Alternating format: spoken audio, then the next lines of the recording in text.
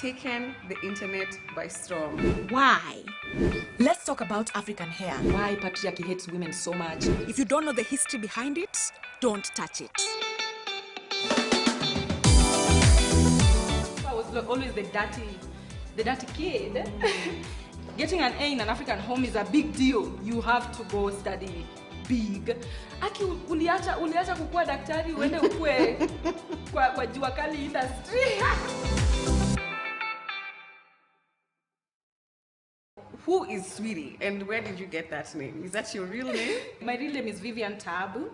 When I was young, I used to wear skirts that would like be knee length, and these skirts were pleated. So whenever I would walk, they would like move. And so I have an auntie who would say that my skirts were moving like would swirl, like Sweerie, Sweerie, Sweerie, Sweerie. And so they started calling me that with the husband, like Sweerie, Sweerie. And then my dad heard of it, and he was like, cool. You mentioned that you come from quite a humble background. Yeah. Could you tell me about this? Oh, okay. So, first of all, I was born in Pumwani. Pumwani is very near Mathare. So I grew up in Mathare Valley, number 10. Like when I was staying with my my stepmom, she never used to take care of me like that well. So I was always the dirty kid in school. So most of the time, I grew up like shaving my hair because my hair is a little bit brown. So unajua hizo nywele brown. Yes. Every time I would go to class, the teacher would remove me to go wash my hair in the sink, and it was so exhausting to the point I just told my dad, just cut my hair off because it used to be so dirty. And then we moved. By the time I was year 7 too, we moved to Kisumu, where now I found my people. People with the same hair as mine. People would go to school barefoot. Like it was everything to me. When you got to Kisumu, growing up now, do you feel like the quality of your life was a little bit better than in Nairobi? My mom is very hardworking. My mom would grow food, sacks of maize peke yake. Like, hey. So we used to help her. We used to fetch firewood. I just went to the village life.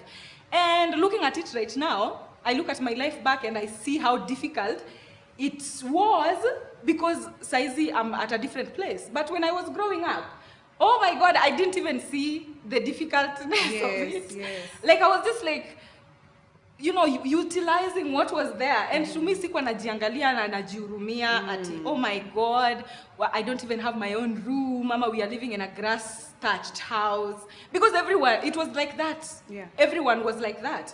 And even other kids were like that. We would go to class in a room that was falling apart. We would sit in motofalis. I'd like to know what it is that you studied versus what you're doing now, because I think a lot of our audience, people in our audience, are curious about who is Sweerie.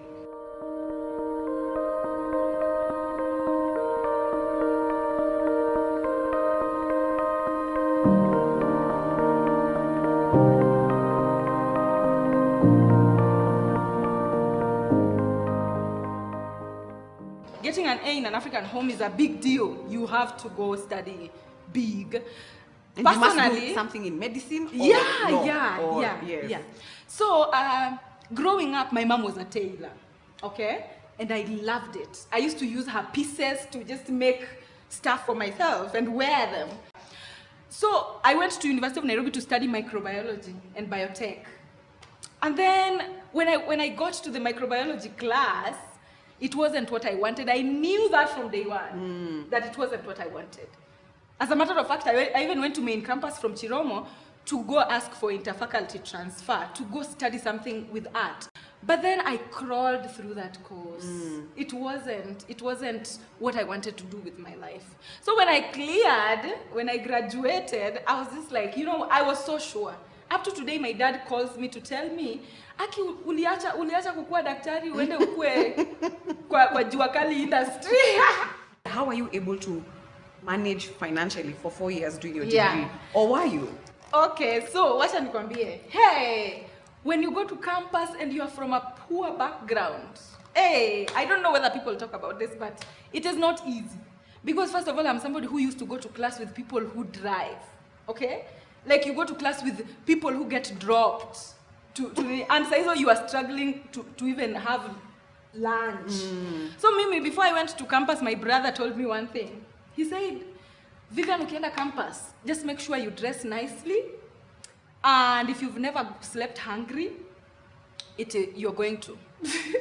That is what he told me, like, sleeping hungry is normal. So nilijua sitaweza. So that is when I started like looking for work. What would I do? First of all, I joined the University of Nairobi choir, which also had like some allowances coming in. And then I also like looked for work. I was doing easy promotions. I became a waitress in Blue Lounge. Blue Lounge was in Adlife Plaza. And I remember my boss was called Madaf. So I used to serve.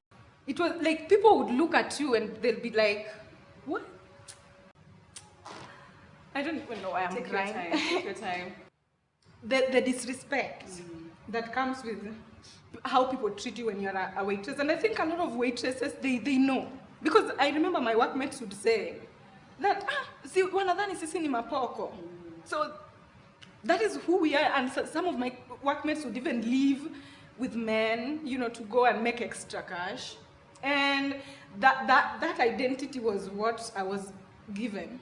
People would assume, nobody knew that I was working at night and I would go to, I was living in hall 13 at the time. So mimi nilikuwa natembea hapo Serena, asubuhi, I think it was around 4 a.m. I would walk alone from GPO all the way to hall 13, sleep for 2 hours or 3, wake up, go to class, be in class until I used to miss some practicals in the afternoon because I was required to be at work by 4. So I would make sure nimetoka class by 3. And my classmates, I was never in class, so my classmates were like, hey, we ukwangi class, unakujanga 2 times exam, ama whatever. So I would go to, especially practicals, I never used to attend practicals. I used to go to practicals when I had off days because we had like 2 off days in a week.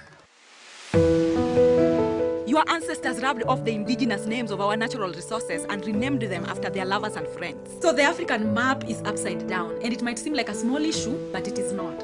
Well, there's a reason for all of that. You focus a lot on issues of African history, African identity, the role it's played in, can I even say, human history and modern day as we know it. The reason why I'm so interested in history is because growing up, honestly, I've always wanted to be someone big. Kids have, like, I was just that normal kid who had big dreams. But then I would go on TV and I would never see black people. Even I used to love Americans Got Talent, The Voice, so much when I was growing up, but I rarely saw black people. In fact, I grew up with a mentality that black people can't sing as good as white people. There are so many things that I concluded that we can't do because it is just something that only white people could do.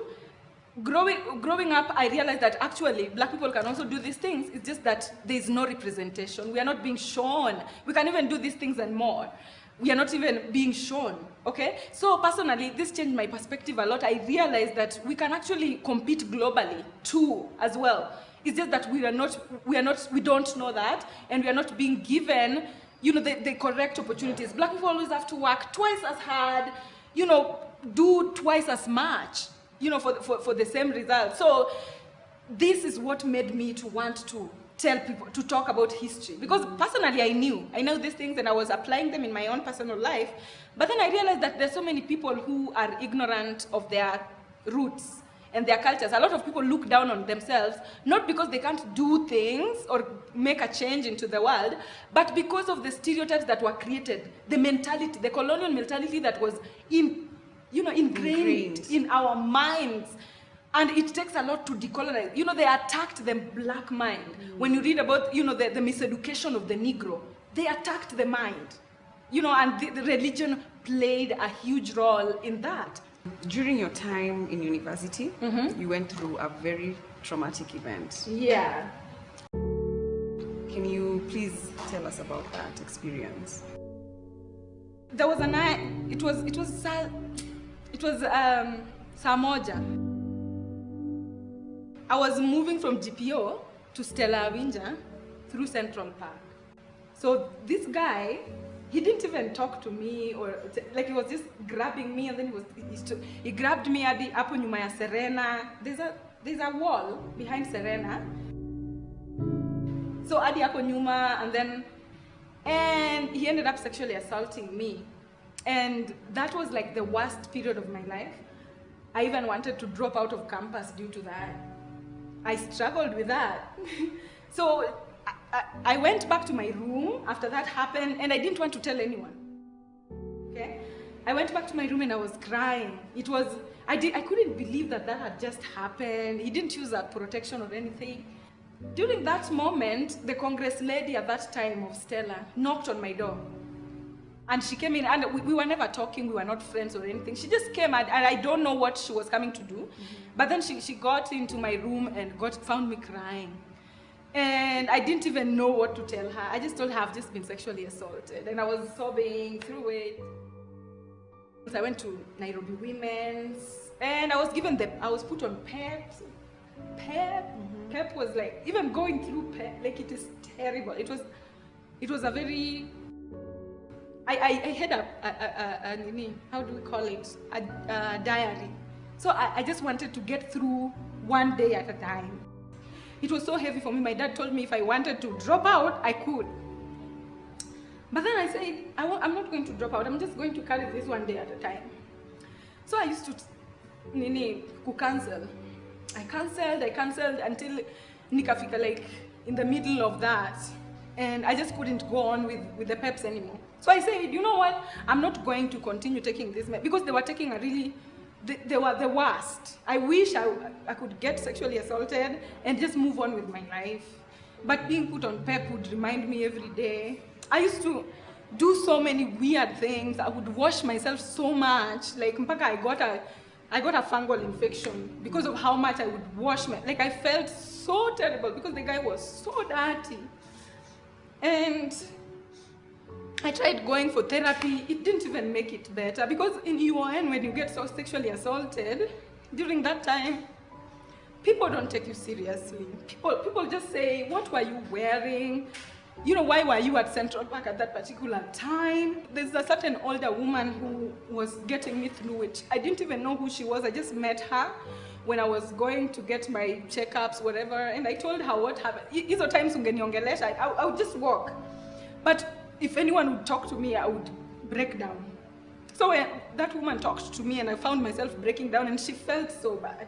And I told her what happened, and she's the one who started saying that we've been telling UN to make sure there's security in Central Park for the longest time. You're not the first person.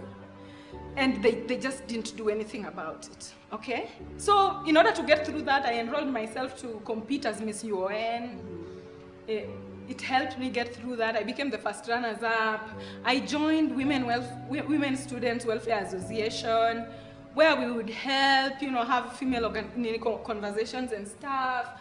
And with time, I just got over it, I think. Yeah. Thank you for sharing that. You're welcome. And I'm so sorry that you had to go through that. Yes. And I hope UN will do something about it. Yeah, they should, because it's not safe, especially for students who come from very remote places. You don't really know what Nairobi is. Exactly, because I think that was one of the issues for you. You've come from Kisumu. Yeah. There are certain things that people who live in Nairobi know. Don't pass here. The insecurity, the insecurities, we don't know it. Yeah. When you come from the village, you don't even know that people snatch phones in town. In Kisumu, you can walk with your phone the way you want and nobody would even, like there's so many things that culture shock or whatever, it's different when you come to Nairobi. And when you're naive, you're green about it, you don't really know which places to follow, which places not to, and stuff like that. Na kwa niaba ya shirika la ndege la jambo letu mkuu akiwa mkazi mazuri na sonahe wenzake, tunashukuru sana kwa kuchagua msafiri nasi. Tunatakia ni makao mema hapa Kisumu na kwenye safari zenu za kuendelea. Kwaherini na masiku njema. Asante.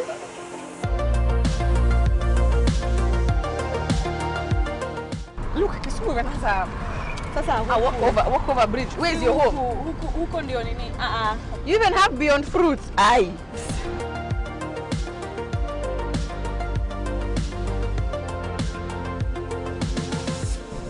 So kitambo, all these like easy nyumba zenye naona hapa, they used to be like nyasi, manyumba za nyasi. What? Yeah, like this is like when people upgrade to this huko.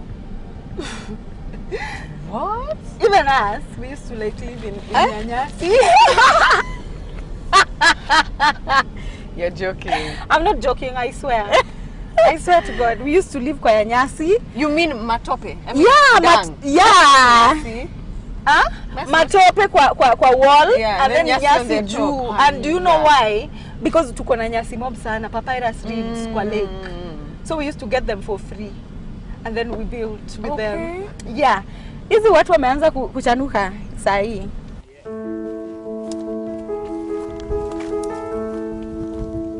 Hey, Sweerie, you must walk slowly. No, I'm a city girl. Kai, mbona mmenyamaza hivi? Hello. Hi. Habari? You have to show her that we've got her something. Yeah. But I have to say hi to them. I have to say hi to your mom. How are you? I'm fine. Hey. Akelo ni okapu minwa yawa. To.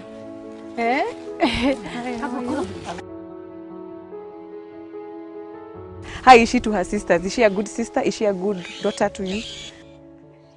Sweerie is a good daughter, lakini ubaya yake. Akiona kitu anasema hapo na kelele. Yeye ni mtoto wa kelele sana. Okay. Anapenda kelele, kitu akiona tu kitu kibaya anaanza tu kugombana hivyo. Saa hiyo na anamaliza tu, yeye ni cash na receipt. Cash na receipt. Lakini kwa wenzake wanapendana. Na unaona hiyo, how do you say in Kiswahili, trait. Alitoa kwako ama from her father? Hiyo spirit. Yeye amechukua yangu kabisa. Yes. Okay. Sawa. Okay, thank you so much, ma'am. Asante sana. Mimi ni Nyamrerwa. Nyamrerwa Janet. Nyamrerwa. Yes. Nyamrerwa Janet Nyamrerwa. Janet Otina Buo. Yes. Asante sana kwa kutukaribisha kwa nyumba yako. Yeah, so my grandmother is a midwife, and she has helped a lot of people deliver, especially in this area. And even people used to come from different places, even with cars, just to bring their wives to give birth here. Yeah. For the longest time, that is what she was doing. Yeah. So what I'm holding is a herb. It's actually upper on the lawn. So you it pick grows it from the floor. Yeah, from the ground. From the ground. It grows here. So this is used for hata mtoto akikataa kutoka, they use this. You chew it and then you rub it on your tummy. Also, it helps the child to position the child in the tummy.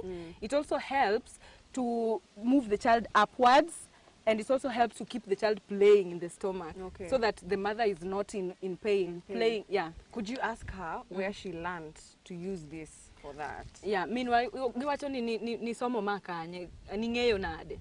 Gini to natemo ne wadhi course. So she's saying this about the herbs. It was proven for them to use it at Russia, the big hospitals in Kisumu, but midwifery, it's something that is intrinsic in her. Like she just learned it. She didn't learn it from anyone. It came naturally to her. Yeah. Okay. And you've also mentioned to me that you come to your grandmother, to Minwa, for some of the information you have. Yeah. Things that you talk about on TikTok. Yeah. What are some of the things that she can remember educating you on? Yeah. Or telling you about? Yeah, Minwa. Wasonga maneni tieturwaka. Lakini asonga go ginto no sari ambage.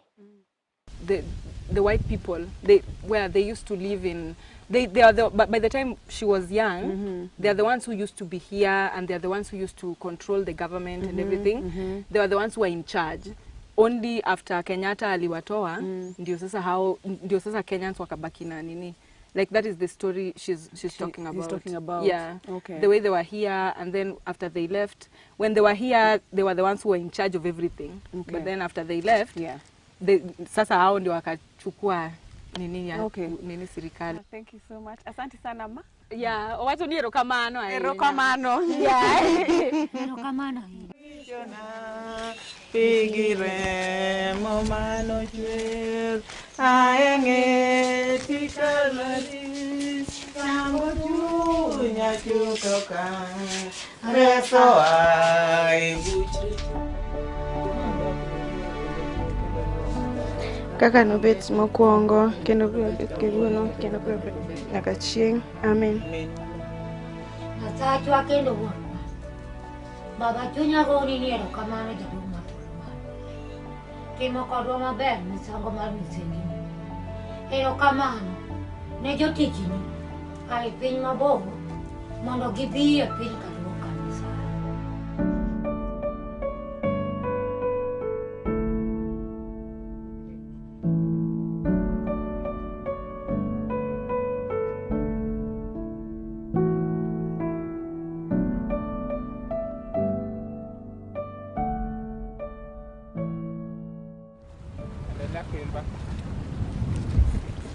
I've been staring at the edge of the water long as I can remember, never really knowing why.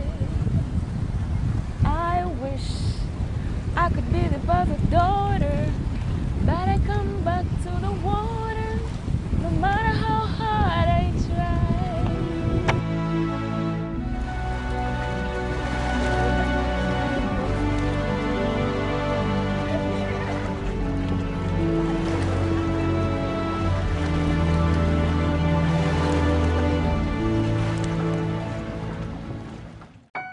Kaka bit-bita nyaldundo biro. Kaka nyaldundo. Kaka Nelson obira mos.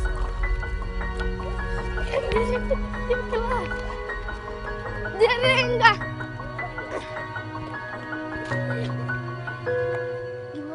Sweerie, we are here in your primary school. Yes, we are here. The name of the school, Drongo Primary Orongo. School. Orongo Primary School. Yeah. Sorry, this one has written O like a D.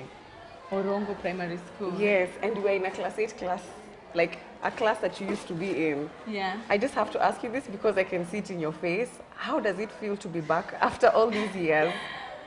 Oh, first of all, I feel like it's, first of all, the fact that I've gotten here, it has given me a lot of nostalgic feelings. And deep down, I'm also proud because I feel like I dreamt of this. When I was here all those years back, because it never used to be like this. It has grown so much.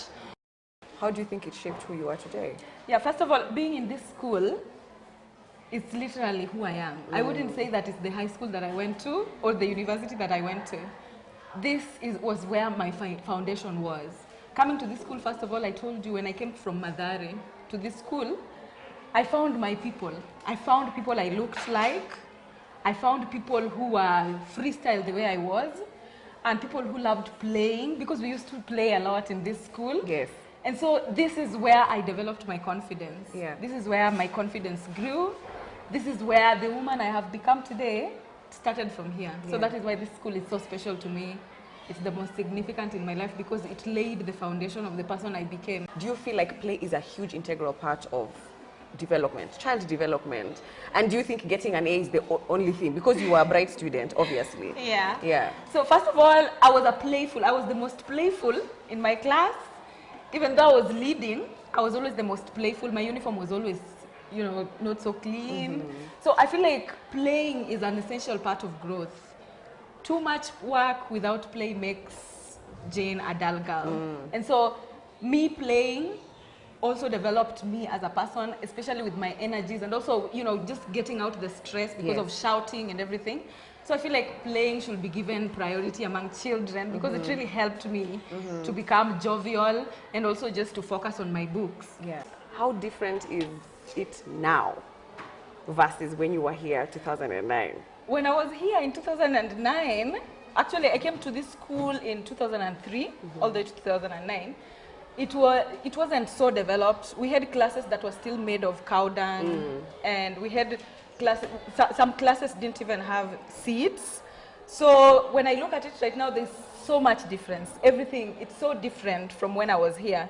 Because we came to when I was in this school, it wasn't as much developed. It was just a village school back then.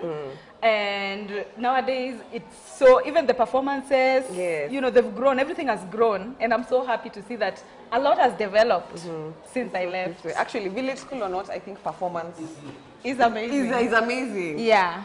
And you wanted us to talk to two of your teachers who you feel like made a huge impact on you. Yeah. Two of my teachers who are still here. Yes. Let's walk this way and then let's see if we can find them.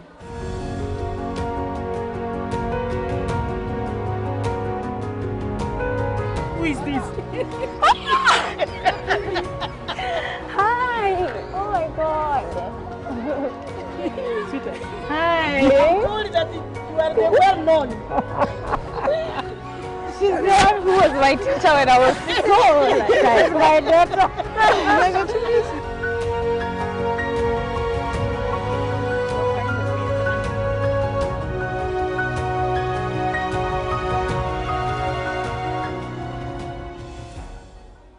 Do you actually clearly remember Sweerie as a child? She was a very intelligent girl. From lower classes, very bright.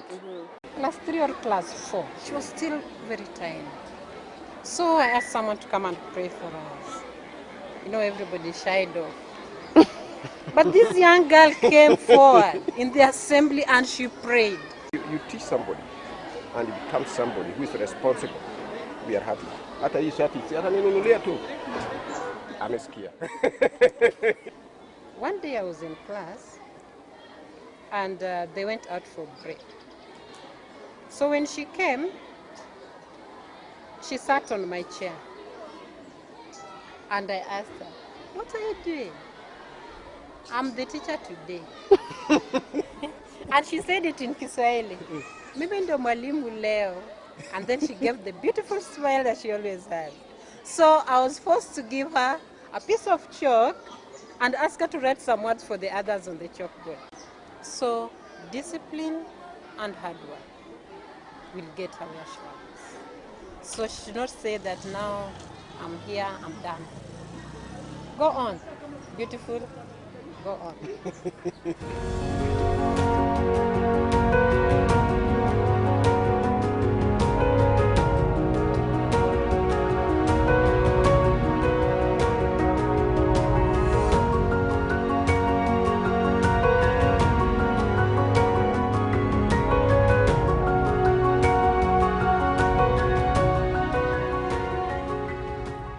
I can't not leave Kisumu without asking you this question. As you know, this is Unstereotyped. And I just want to know, I'm curious to know, when you left Kisumu after high school to go to Nairobi, did you face any stereotypes around you as a person? My accent. Yes, the one I love so much. Yeah, my accent was, for the longest time, my greatest insecurity. Okay. Yeah, because people, I had friends who would point it out that, hey, unaongeaje kama Mjaluo, hey, uko na Ingluo. So, you know. English Luo. Yeah, so Ingluo. Because growing up in Kisumu my entire life, that is the accent, obviously, that I adopted. Yeah.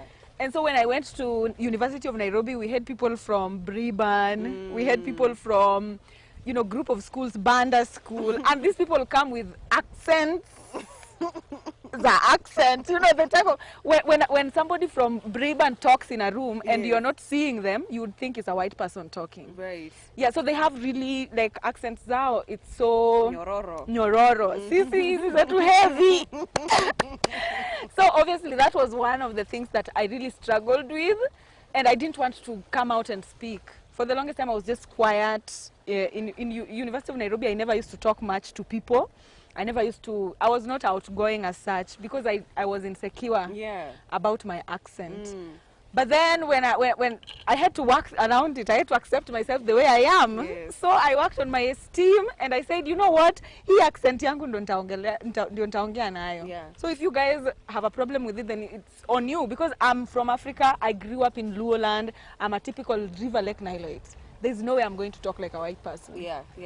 So that was one of the insecurities that I had, that I was stereotyped with. Okay. Yeah. So another one is the fact that I'm vocal. You know, people call you loud. You're so loud.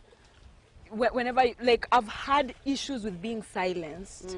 Most of the time when I was speaking mbele ya watu, people would tell me that, hey, know it all. You know, you're such a know it all. I've had people tell me that I'm not supposed to be speaking, that I'm a girl, I'm supposed to would you say that they would say that about you because you're a woman? I'm just trying to imagine if it was a man who was as vocal. Yeah, because in University of Nairobi, they are vocal, men are vocal. You know, in politics, men are vocal. And I feel like men are allowed to be vocal, because even in class sometimes, men would speak and it was okay. Even men would even speak with Luo accent and it was okay. You know, it was okay for men to speak with accent, but personally, as a woman, when I would speak, when I would be loud, when I would voice my opinion, people would judge me for it. I even had people who bullied me for speaking up. It's okay. You find people who like your vibe. Anyways, let's go shoot our TikTok. Me, I want to be on your show. Yeah, your please. TikTok. Maybe I can get at least 10 followers from you. From your 500,000. But then my followers should follow you. On TikTok. Yeah. I have very few TikTok. I need to You be should be active on TikTok. Yes. TikTok is amazing. It's taking over. Yes, Social media. Yes. So I need take to your get space. on there. Okay. Yeah. Noted. Yeah. 2, 3, go. Dear Africans, teach your daughters about Queen Zinga of Matanga and Dongo, which is the modern day Angola. She diffused political crisis against the Portuguese in support of her people. Nana Ya Asantewa, the Queen Mother of Ejisu, who led the Asante warriors against the British, who led the Asante people against the British invasion of the Kumasi people in the 1900s. Is that a wrap? That's it.